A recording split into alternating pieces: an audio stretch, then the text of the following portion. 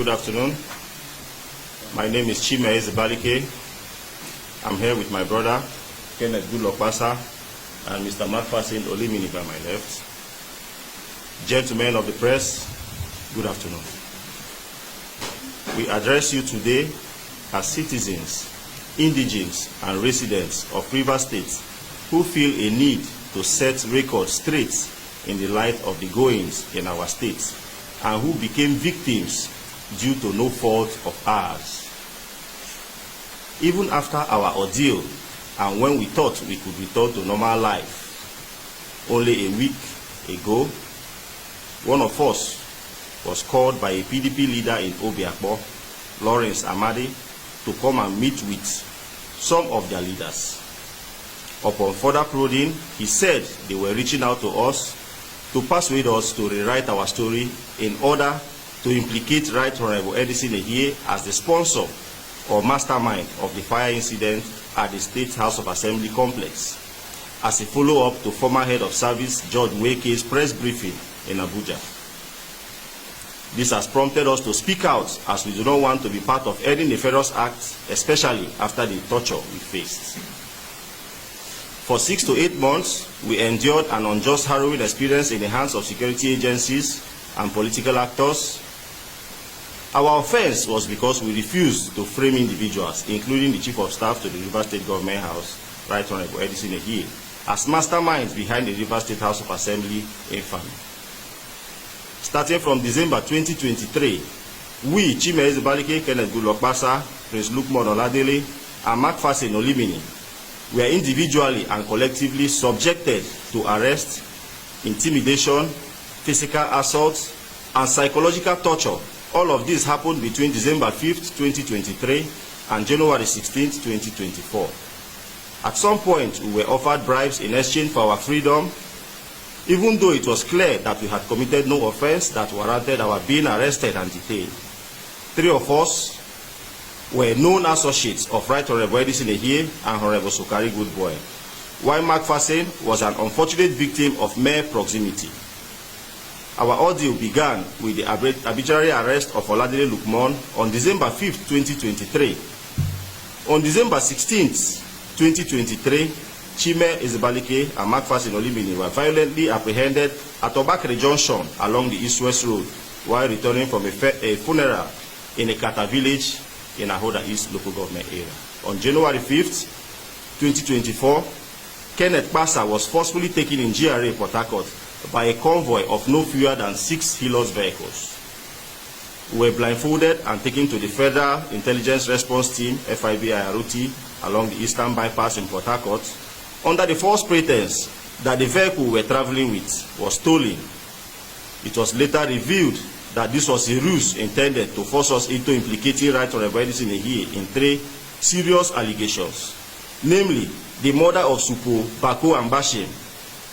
Secondly, an assassination attempt on Right Honorable Martins Ameuli. And thirdly, the burning of the Rivers State House of Assembly complex. At the Federal Intelligence Response Team facility, multiple attempts were made to coerce us into making false confessions. We are denied access to our legal representation, and when permitted to write statements, were stopped midway for not writing what they wanted, statements that falsely implicated Edison Ehie and others. In a particular distressing moment, Honorable Major Jack, a member of the Rivers State House of Assembly and an ally of Nyesom Wike, the FCT minister, arrived in the company of a uniformed officer and personally pressured us to implicate the Chief of Staff to the Rivers State Government House. When we resisted and refused, they resorted to beatings, starvation, and psychological torture. Days later, Honorable Major Jack and former chairman of Ikwere local government, Samuel Wanosike, returned, were offered money alongside promises of a fully paid trip to Ghana or any country of our choice with our families in exchange for implicating Edison Ehie and others, which we rejected all. On December 19, 2023, we were forcefully transferred to Abuja by road and arrived on December 20th to yet another round of inhumane treatment. Kenneth Basa, also subjected to a brutal experience in Port Harcourt, was later moved to Abuja. In his case, the same bribe of 200 million and a trip to Ghana for himself and his family was offered by Samuel Wanosike reportedly on the instruction of the FCT minister. Shockingly, security agents even instructed another detainee to identify Kenneth Basa as an arsonist in exchange for his own release. Kenneth Basa later identified this man, Donald Osiga, by his voice.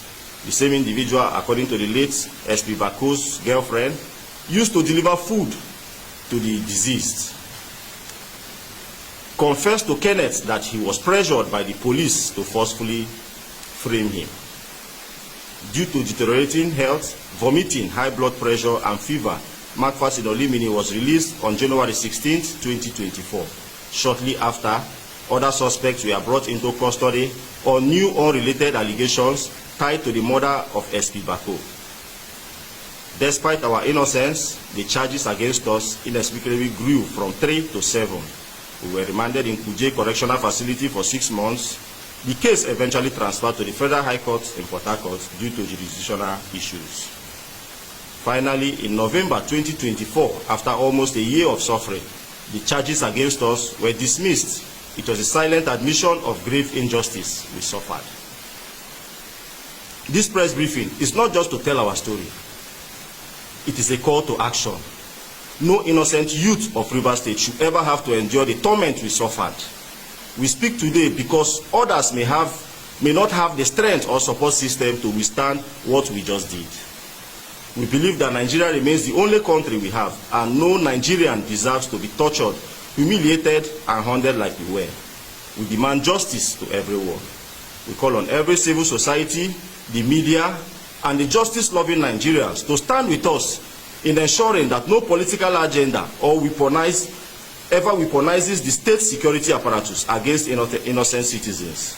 This country is bigger than any one of us, and all of us deserve to live in a country where no one is oppressed. Thank you, and God bless.